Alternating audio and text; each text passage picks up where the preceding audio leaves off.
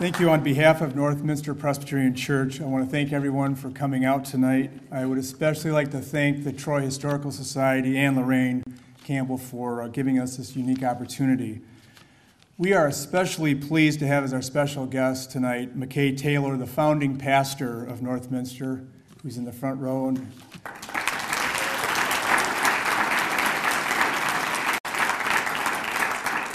he led this congregation from its formation in 1954 to his retirement in 1992, and he traveled all the way from Traverse City to be with us tonight, to be here with us tonight. However, first I would like you to meet Chuck Amon, a charter member of Northminster, who will present a narrative history of the church. Over the past 57 years, he has served as an elder, a deacon, sung in the choir, and recently graciously agreed to write and present this history. Chuck is a retired engineer from GM, who was head of engine research at the GM Research Labs and was the director of the Engineering Research Council. After Chuck's presentation, Mac Taylor has agreed to share his recollections about Northminster's development, and we'll take some questions at that time. Following Mac's comments, our current pastor, Charlotte Summers, our music director, Beth Jones, will briefly comment on our church today and its mission. We will then follow that up with a brief Q&A and then refreshments afterwards. Thank you, and Chuck, it's all yours.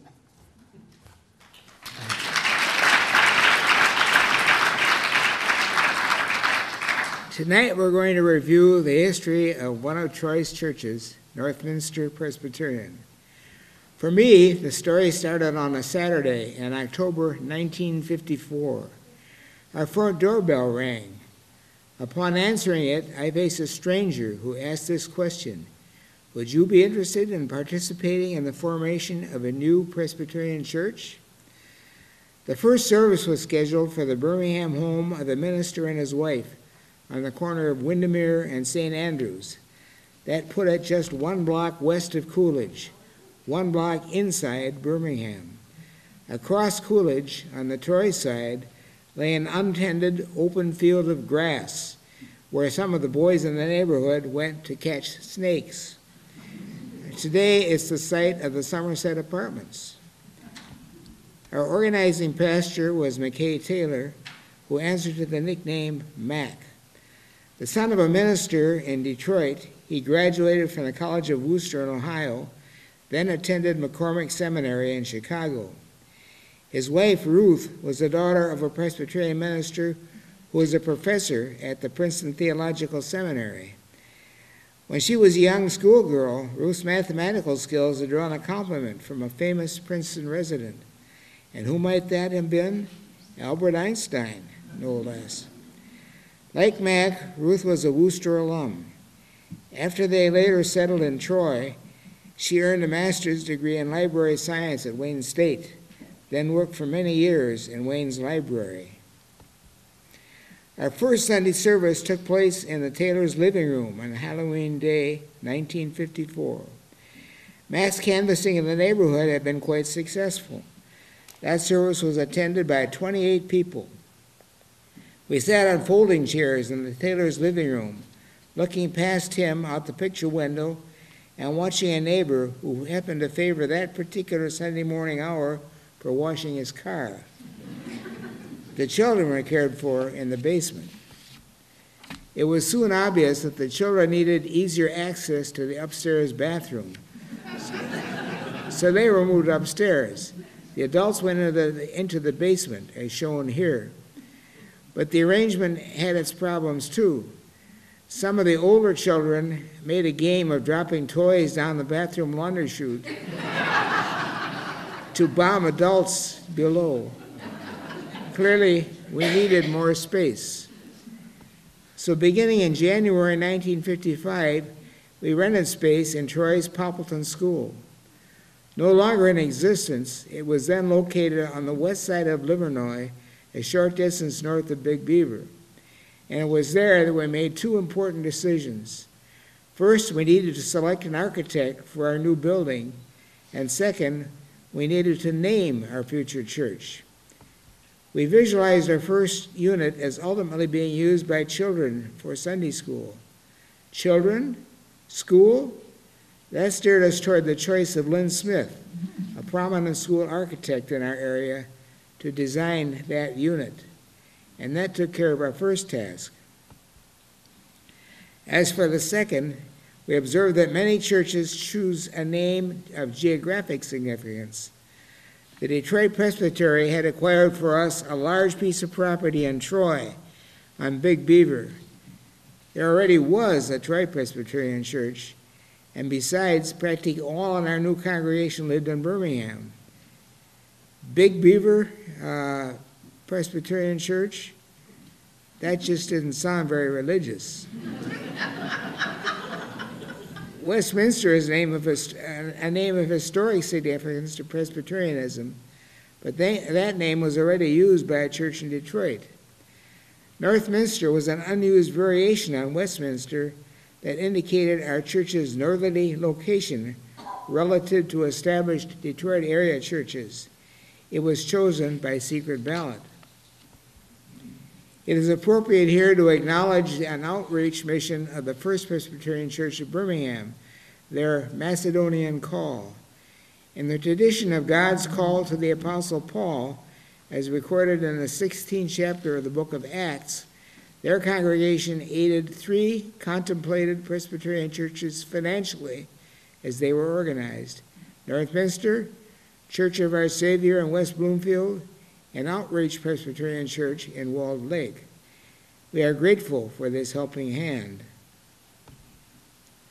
Once Northminster had elected its first session and board of deacons, the Detroit Presbytery was ready to recognize us as a church, even though our first building was still being constructed.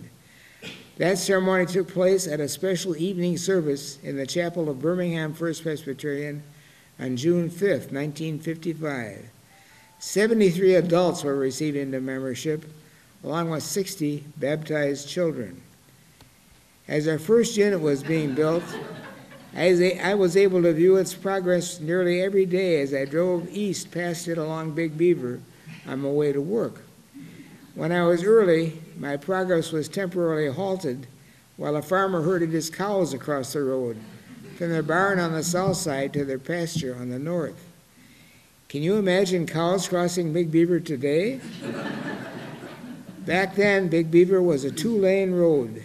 No Somerset Mall, no Troy Civic Center, no I-75, with its nearby office building towering 27 stories into the sky. My, how Troy's landscape has changed. Here the congregation is gathered for worship in our new chapel. It was dedicated in June 1956. The new building also included a large Sunday school room on the left, a small kitchen, lavatories, and a furnace room. With the building of our own, we now began to feel like a church, and we attracted new worshipers. Here, Mac is greeting a typical family, a young couple with young children. The surrounding neighborhood was filled with such families. Typically, the father was a World War II veteran who had recently completed a college education on the GI Bill and was entering the adult world. These couples were genuinely anxious to expose their children to the teachings of the Christian church, and Northminster was there to help fulfill that wish. That translated into a strong need for Sunday school classes, while the parents were involved in Sunday worship. And teachers, usually mothers, took their turns at filling that role. It was an educational experience for them as well as for the children. With the success of that strategy, the limited space in our first unit soon required 2 successive services each Sunday morning. And that started our search for an architect to design another larger building unit. After interviewing a number of architects, the building committee settled on Minoru Yamasaki. They held many meetings with him, as pictured on the left. On the right, Yamasaki is using a scale model of one of his proposals to explain to Mac just what he had in mind, and to hear from Mac what changes seemed appropriate to meet our needs. Yamasaki was later chosen to design the World Trade Center in Manhattan. The second of its twin towers was completed in July 1971. 30 years later, on September 11th, it was destroyed by terrorists who flew an airliner into each tower. Closer to home, Yamasaki has designed a number of distinctive buildings on the campus of Wayne State University. Below is a view of his education building. He also designed Temple Beth El Synagogue over on Telegraph Road. Those were exciting times. Yamasaki originally designed a building complex much larger than the one we just saw him reviewing with Mack and the building committee. This is a model of that larger complex. It was seriously considered, but several issues arose to dampen our enthusiasm for proceeding with it. For one thing, the expense of such a huge building project frightened some away. For another, Mack had advocated the signing of an open occupancy covenant by Northminster's members. This was an agreement to support the sale of homes in our area to prospective residents, irrespective of race or color. Some of the local citizenry were simply not ready for that. Yet another obstacle was Mack's firm stance against the ongoing war in Vietnam. Embraced by many, that was a difficult stance for families with loved ones responding to the call of our government. Faced with those obstacles, we elected to proceed with the construction of just part of the total Yamasaki plan, leaving the rest to the future. Included in that near-term portion was the large room we are now in. Originally intended as a fellowship hall, it now serves as our main sanctuary. A dividend from that availability of this new sanctuary was that it made the original chapel available to the Sunday school children. Here we see them in the chapel, participating in a worship service all their own. We've been focusing on endpoints in our building history, but they weren't reached without a little interspersed inconvenience. For example, here are some attendees at a Sunday service are walking the plank over some muddy terrain during one of our building spurts. We learned that such temporary inconveniences are well worth the nuisance once the building project is finished. Note here the Sunday morning wardrobes of church attendees in those days. Women wore high heels, dresses, and often hats. Similarly, some men wore hats, and suits and ties were fairly standard. You can tell this is not a recent photo because these days, most men and women dress much less formally when they come to Northminster. And was all this building fuss worth it? I believe it was. This is a shot of our south entrance. The parking lot lies in the foreground in this picture. The extensive use of glass in the walls is a Yamasaki trademark. And here is that entrance in wintertime. The concrete domes supported on spindly columns also reflect Yamasaki's architectural style, which characteristically embodies strong vertical lines, a stretch toward the heavens. Our membership peaked at around 600 in the late 1960s, and we had about 250 children in attendance. Northminster had bought the home behind the church as a manse for Mack and Ruth. Their basement was used to house Sunday school children, as many as 70 at each of two services. The home next to our parking lot belonged to members Paul and Nancy Kennedy. Their basement was also sometimes pressed into Sunday school service. For a time, the junior high group met in a neighbor's cleaned-up chicken coop next to our church driveway. With such a turnout, Mack needed help. Toward the end of 1965, we hired David Coleman to meet that need. Our new assistant minister was a 1961 graduate of Drew University in New Jersey. He did postgraduate work in Edinburgh, Scotland, and at McCormick Seminary in Chicago. After 4 years with us, he moved back east and was replaced for 3 years by Chuck Hansen. Northminster went back to a single minister, Mack, in late 1973. What kept our teens interested in Northminster as they grew into adulthood? One factor was work camps. They took place each summer for 7 consecutive years, from 1968 through 1975. As indicated here, the work sites were scattered around the country. Here, the teens are loading one of their transport vehicles for a trip. The work camps cemented a bond of fellowship among them. It afforded opportunities to be of service to others. They undertook such projects as renovating a remote rural church building that had fallen into a state of disrepair, and cutting down donated trees for subsequent wintertime home heating. At the same time, it exposed them to unfamiliar lifestyles. It showed them parts of the country they might not otherwise ever encounter. At one point, the unused property south of our parking lot sparked an interest in a community garden. Soon that space was transformed. Plots were assigned to the interested gardeners, including some non-member neighbors. The gardeners planted, watered, fertilized, and cultivated their crops. Zucchini squash did exceptionally well.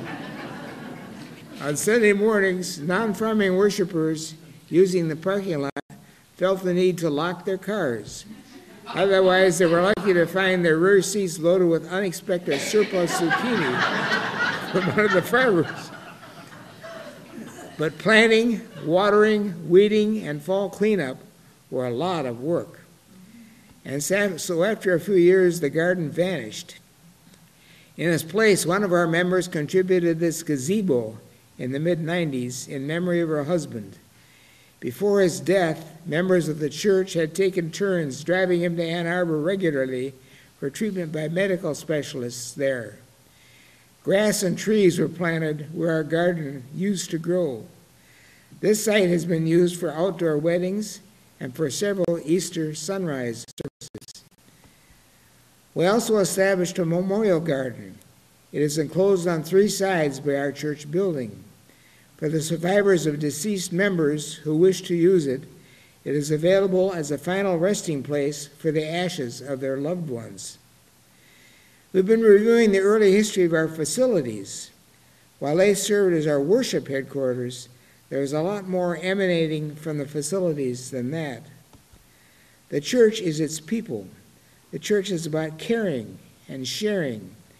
Many such opportunities have come through the years. One of the earliest examples of caring was an evening tutoring program for youngsters in Royal Oak Township, located immediately north of Detroit. Typically, those children were not getting the help they needed at home. Another followed on the heels of World War II. We sponsored a refugee family from Germany. That meant helping with housing and employment for a family that spoke no English. Then after the war in Southeast Asia, we did the same for the Ir family from Cambodia and the Chang family from Laos.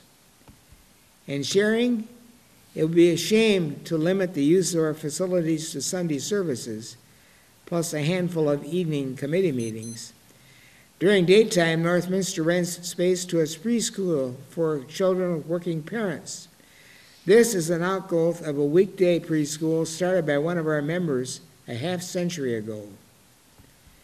For 11 years, Northminster shared its sanctuary with a Jewish congregation, Shir Tikva. They observed their traditional Sabbath on Saturdays, we on Sundays. During their stay with us, we held occasional joint meetings to explore issues of common interest. One of them was peace. When Shir Tikva departed for their new temple on Northfield Parkway in Troy, the rabbi, Arnie Schlingelberg, presented Northminster with this peace pole as a gift from his congregation. It still stands at the south entrance to our building. It bears a message of peace in several different languages. Here, 2 well-known organizations, which we have shared our facilities with, have been added to the bottom of the list. For a period of time, we sponsored a Boy Scout troop, an organization with a list of objectives for the men of tomorrow that we would wish our boys to emulate. In contrast, Alcoholics Anonymous is out to help the adult whose lifestyle has already slipped to return to a more normal existence. Another project attracting our caring congregation is Habitat for Humanity, which builds affordable housing for needy families. Most of the pictured workers here are Northminster members who have dedicated a particular weekend to Habitat. But in our congregation are a couple of retired handymen who volunteer up to 2 days a week with Habitat practically all year long. And then there's the Respond program. That entails preparing and serving hot noontime meals to poor people from group homes one Saturday a month at Westminster Presbyterian Church in Northwest Detroit. Arrangements to transport the guests to Westminster and back are managed by Westminster. These are Northminster volunteer cooks, ready to serve the meals. Northminster men are in the dining room setting up tables. Northminster has participated in Crop Walk for many years. That is an interdenominational program of church world service in which individual church members walk as a group over a prescribed route for pledged donations. The money is used to end hunger at home and abroad. So far, the Northminster music program has been ignored. From Northminster's beginning, music has played an important part in our worship. Claudia Benjis-Novitsky, our first church secretary, was also our first paid choir director. In addition to preparing the choir for worship services, she worked with them and the congregation to produce some lighthearted musical shows to raise funds for an organ. She also started a bell choir for teenagers. After Claudia retired, our next long-term director was Hazel Lawrence. Coming in 1966, she continued the choir shows and greatly expanded the role of the handbell choir. Next came our current director of music ministries, Mary Beth Jones. Beth graduated from DePaul University in Indiana in 1969. Following additional studies at Ball State and a stint in the Wall Lake school system, she joined us in 1971. She has taken on a leadership role in the Presbyterian Association of Musicians. This is our choir, 2005 vintage. It inhabits the rear corner of our sanctuary. It wears no robes, but it can sing out with gusto. Occasionally, it has been invited to sing at other venues, once with the Detroit Symphony and Orchestra Hall. And to sharpen its skills, it has participated in choral workshops, primarily at First Presbyterian of Birmingham.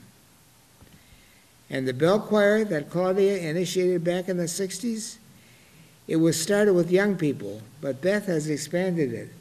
There's still a bell choir for children, but the main bell choir is comprised of adults and teens. They play regularly at our Sunday worship service. Those choir shows Claudia started back in the 60s live on. In the early days, they were quite elaborate, involving not only performers, but the many members behind the scenes. There was costuming, makeup, scenery, lighting, instrumental music, sound, program printing, publicity. They were additional congregational projects. Today, those early choir shows live on in simpler form. Northminster now has talent shows featuring performances volunteered by individuals or small groups. Traditionally, the talent show opens with the performers uniting in the song, "Let's Put on a Show." This photo illustrates the participation we normally enjoy. Yes, we had choir shows and talent shows, but we're not only about music. Over the years, Northminster has been blessed with non-musical talent, too. We've enjoyed painters, potters, weavers, woodworkers, photographers, jewelry and stained glass artists. As shown here, we have held special art shows to highlight their talents.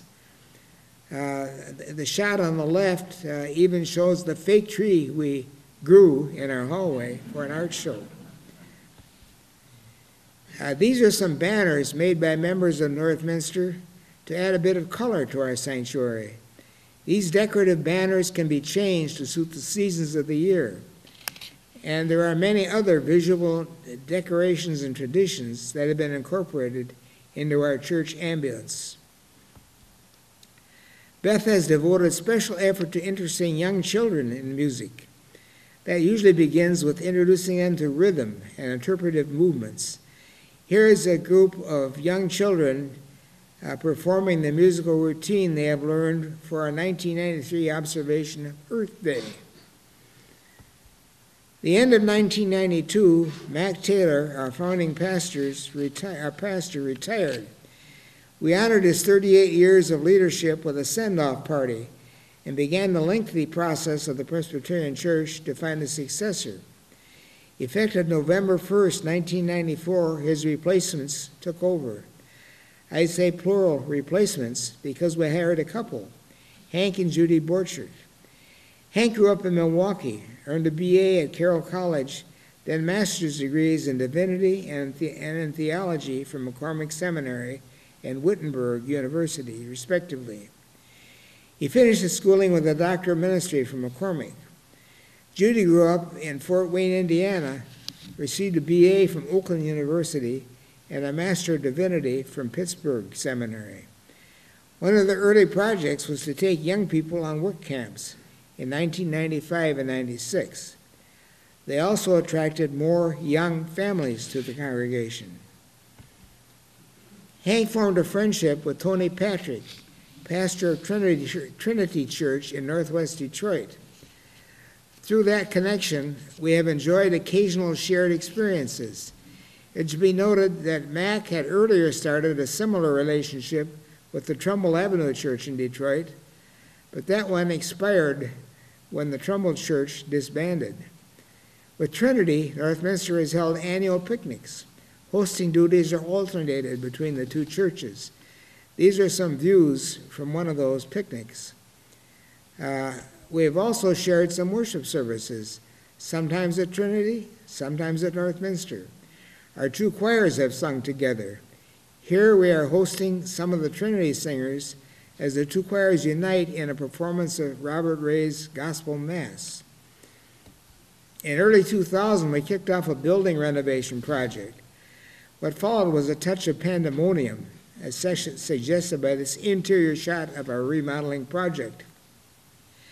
We installed a new heating system, including air conditioning. In the process, we gained a new, modern kitchen, making the enjoyment of group meals in our old chapel more feasible. And we've rechristened that now the Ark. And many other improvements were made to enhance the utility of our facility. Over the years, Northminster has sponsored many discussion groups, often with guest speakers, that focused on particularly timely issues like civil rights, racial justice, energy and the environment, ethics, marriage enrichment, elder care, death and dying. We probably have not resolved any of these issues to everyone's satisfaction, but we have all emerged more informed on the issues. We mark our 30th anniversary with a Friday night dinner and a stage skit at the Birmingham Community House. We followed it the next day with a picnic in the Big Beaver front yard of our church. The picnic was such a good idea that we held another one for our 40th anniversary. An unusual aspect of that celebration was this display of old cars. It had a few new features for the younger generation. On the left, the third car in has a rumble seat. When, if ever, did you last sit in a rumble seat? And the nearest car on the right is a wooden station wagon. Cars made of wood? In 2005, we returned for another picnic commemorating our 50th Jubilee. We had games. Here we see a competitive egg toss with pairs of contestants. Which pair of contestants can throw and catch a fresh egg over the greatest distance without creating a raw scrambled egg?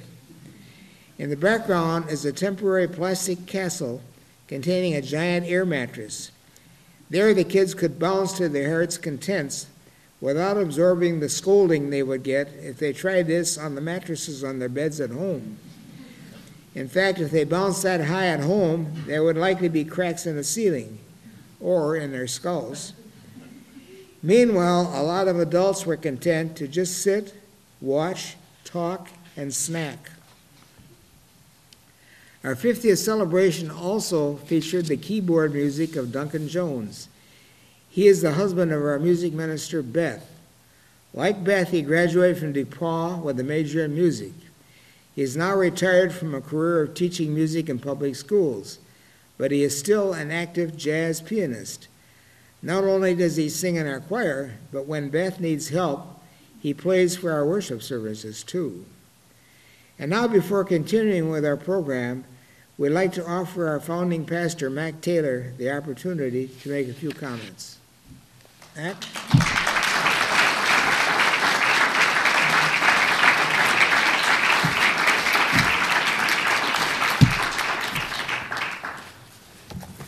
Well, they are going to be few. As I was trying to prepare for this, I didn't know what to prepare for. And so what I decided I would try to do is simply go back in my memory and talk about some of those things that I particularly remember. One of the first was coming to this congregation before it was a congregation and going through the process of kind of panic because I was leading a group of people that didn't know anything about it and didn't know, and nor did I, incidentally. I had a theological education, but they didn't tell you how to start a church. So that was part of that. My task, I learned, was to keep one step ahead of everyone else in this congregation. That's what I tried to do.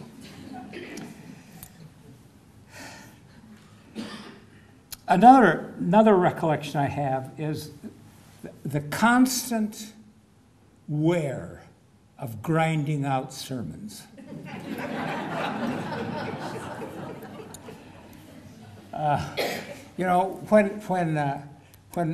When we left, when I retired and we moved to Traverse City, we associated ourselves with the Presbyterian Church in Traverse City, and the minister there is a guy by the name of Homer Nye, who is recently retired, and I was interested in the way he preached because he told stories. You either got the story or you didn't get the story. But that's kind of what he did. He told stories. And I kind of contrasted that with how I remembered preparing for sermons, where you would read and read and read, hoping to find something that would kind of click in you so that you could say something worthwhile. Another thing I remember about those times as pastor of this congregation was really being kind of confused by some reactions to me personally. Because I had the feeling, and understand this is very subjective, I had the feeling I was so easy to get along with.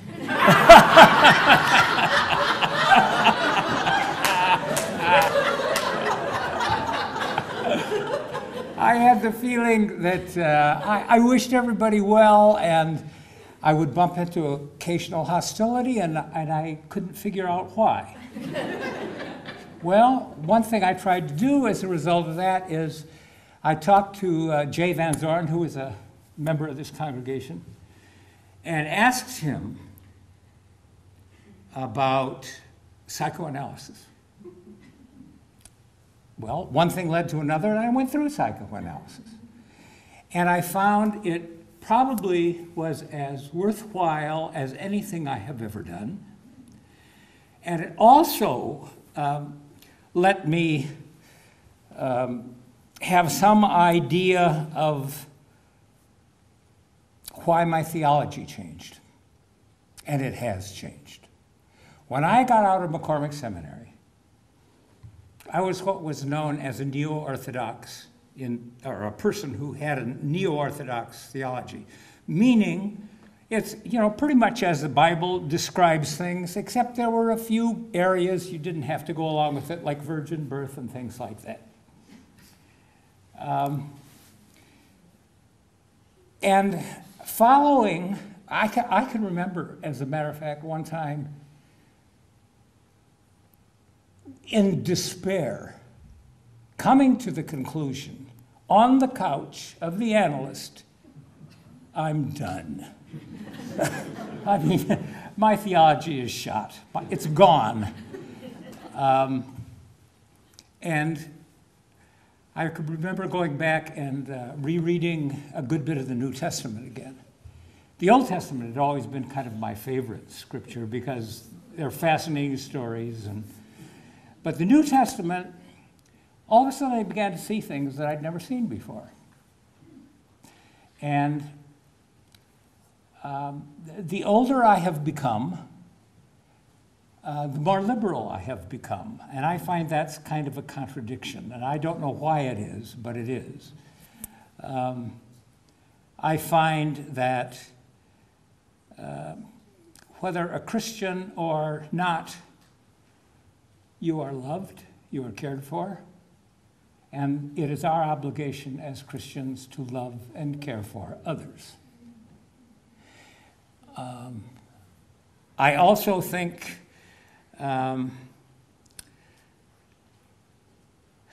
that being a part of Northminster has meant for me that while there was an awful lot of repetition, the rewards that would occasionally take place were amazing, just absolutely amazing.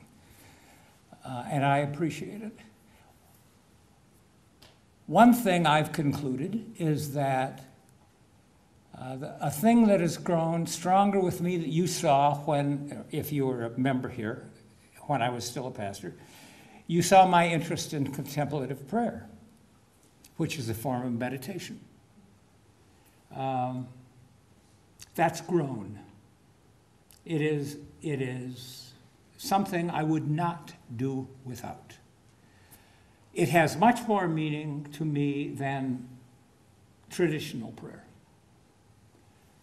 It opens you to the Spirit of God. And I could go on and on with that, but that isn't the purpose here. I think if there were anything that I would keep in mind if I were to do this again, is to remember that the obligation of being a human being, and if you attend a church and affirm Christ as Lord, you are to be involved always with love and forgiveness and caring.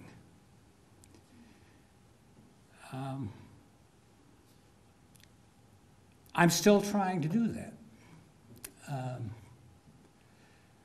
And as a result, it doesn't matter to me much whether a person is Presbyterian or Methodist or Catholic or Buddhist or Jewish or whatever.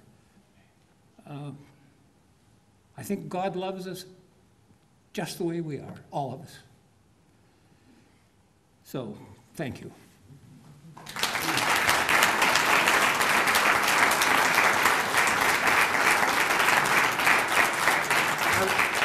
I was also going to say, are there any questions that you might like to ask? Yeah. What was it like to work with Yamasaki? I beg your pardon? Oh, Yamasaki? Well, I don't really know. I mean, he was a very formal man and a very talented man, and he did not suffer fools gladly, and I think I probably fit into the category of fool.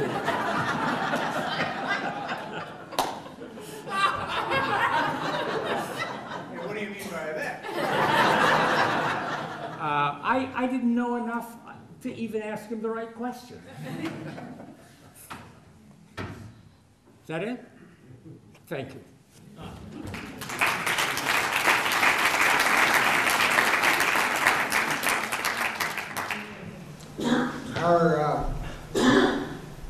Our current pastor is Charlotte Summers. She graduated from Seaholm High School in Birmingham, where her father served as an associate pastor at First Presbyterian. At the College of Worcester, she majored in religion. That's pronounced Worcester. Huh? Worcester.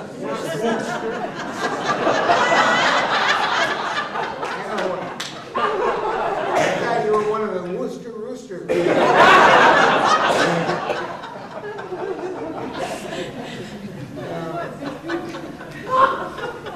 She earned a master's degree in divinity from Harvard Divinity School, then completed studies in the art of spiritual direction at San Francisco Theological Seminary in 1998.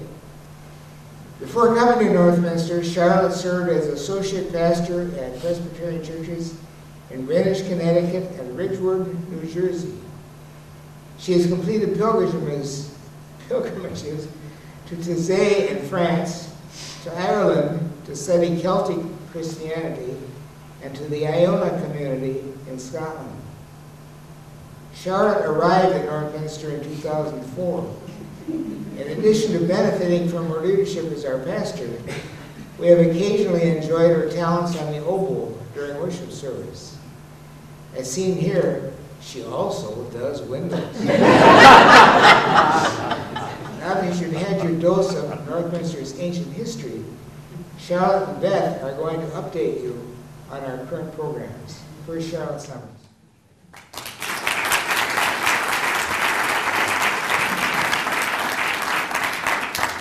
Thank you, Chuck, for your thorough storytelling, and Mac, too. We're glad that you're with us tonight. What a pleasure. Yeah.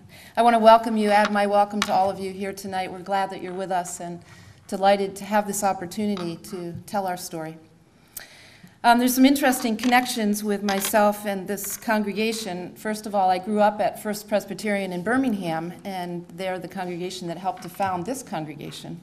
And secondly, my first Sunday here as pastor was Halloween of 2004, so exactly 50 years after that first worship service in the Taylor's home.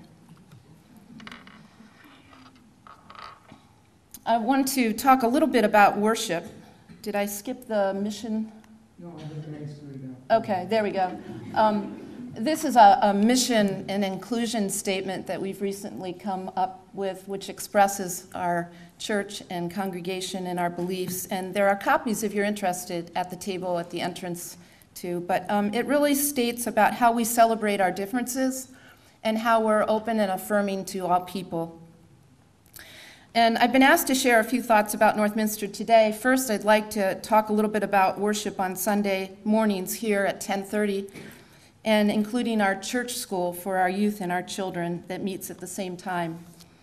Our worship is in the Reformed tradition, and it's similar to, but somewhat different from the Roman Catholic Church. And similar in that we do follow a liturgical calendar or a seasonal calendar, which is like a church calendar that includes days leading up to Christmas and to Easter. We often follow the same readings on Sunday mornings that other churches follow, but we don't have to.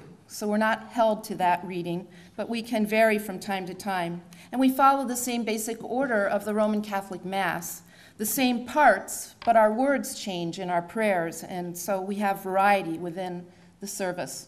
We like to call the words form and function as part of our worship tradition. We worship on Sundays because God was active on the first day of the week. God began creation on that first day and raised Jesus to new life on the first day of the week. And although Presbyterians have been known as the frozen chosen, which means we're not overly zealous or expressive when we worship, and we all think we're going to heaven, of course, at Northminster, you will find that children are very welcome here in worship, and sometimes they're rather noisy. We laugh a lot during worship, and there are even a few amens and clapping during the service, but no one has ever clapped after one of my sermons.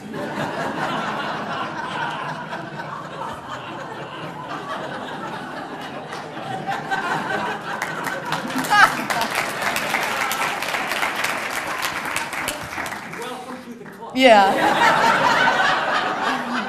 A tradition you started, maybe. And Presbyterians believe that we have a corner in heaven, but not on heaven. Big difference.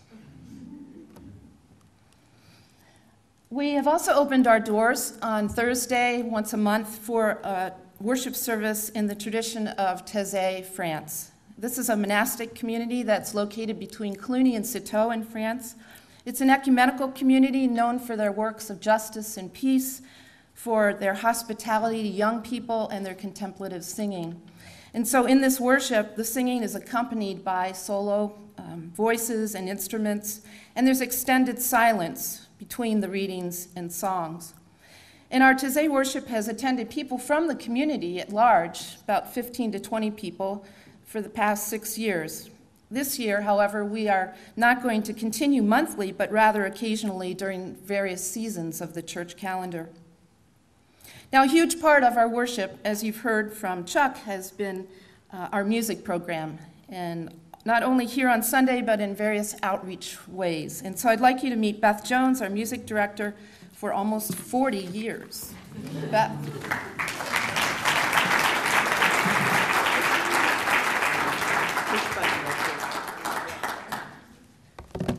That's a first. Charlotte got to tell me something technical. Ooh. Well, as Chuck mentioned, and as Charlotte pointed out, I've been here almost 40 years. I was, of course, a child prodigy when I started. I did graduate from DePauw University, which is a liberal arts college, and I do have a Bachelor of Music in Church Music. But I really didn't know anything about the ministry of music when I started. The focus of my college education was mostly in performance, organ, choral, standard classical repertoire. And when I arrived at Northminster, I was very much still in kind of a conservatory mindset. So I proceeded to bring to the Northminster Choir every piece of music that I'd sung during my college career, some of which Duncan and I liberated from the DePauw Library. That took the first decade or so of my time here. But eventually, I attended my first Presbyterian Association of Musicians Worship and Music Conference. And that really changed my life, I guess kind of in the same way that Mac talked about his experience with psychoanalysis. And then I began to think of my work at Northminster as a calling rather than a job. Over the years, I came to realize that I personally have very eclectic musical tastes. Long before I heard the term blended or traditional or contemporary, which is used mainly to describe the predominant style of music in a worship service and also the method of delivery, whether it's a hymnal or a screen, I became interested in bringing music that wasn't necessarily on the average church musician's top 10 list. And we have been so blessed to have not only an adventurous choir and congregation, but also pastors who have welcomed our musical explorations. So, depending on the season, we might find ourselves worshiping on the front lawn in the summer with guitars and folk songs, or hearing the stirring sound of the oboe, flute, guitar, congas, maracas, güiro, organ, keyboard, jazz piano, or even bagpipes in our sanctuary. That's our own resident piper, Rick Parker.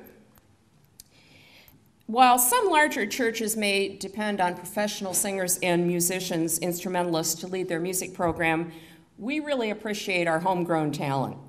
So whether it's Rick, who you saw in the previous slide, or 3 generations of one family playing jazz at a talent show, mother and son MCs, or our intergenerational praise pal ringers on the bottom, we nurture and lift up the talents of all our musicians, who this year range in age from kindergarten to 80 plus, and counting.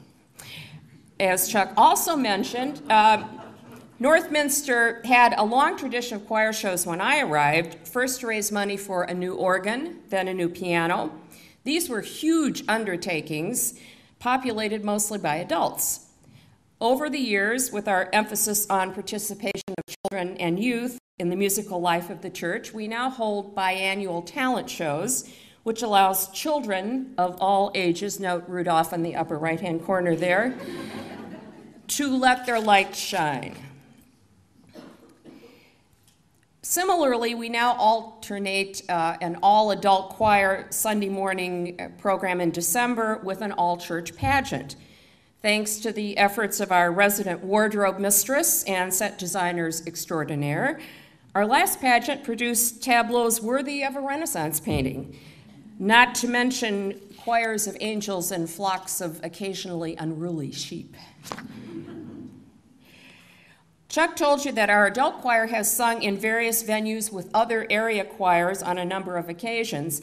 Several years ago, we launched a similar program with the Presbyterian Church in Warren for handbells. Northminster had interested ringers, but no choir to slot them into. Warren had interested ringers and no equipment. Thus, Nuevo Coro de Campañas, aka New Bell Choir, came into being. We rehearsed for several weeks in the fall and spring, and then we played for worship at both churches. I find it ironic that I only lasted 1 year in public school general music. I now believe it was a sign that I was being called to music ministry at Northminster. Working with children here is one of my greatest joys. Over the years, we've had vocal, handbell, drumming groups, as well as individual instrumentalists leading us in Sunday worship, and also for community events such as the dedication of the Interfaith Labyrinth, which is shown on the left, and our newest venture last summer, which was a handbell camp, and can't leave the drums out, so we did drumming too, for the elementary age children who were enrolled in Discovery Corners daycare summer camp. So I look forward to more years. I tell them as long as I can crawl on and off the organ bench, with more musical adventures with Northminster's talented and dedicated musicians, including my husband Duncan back there, and of course, how many churches can say they have a fine oboist for a pastor? I mean, really. Thank you.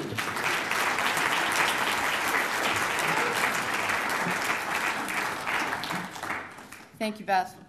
And then finally, just a word about our mission programs, because that's such an important part of our life here at Northminster.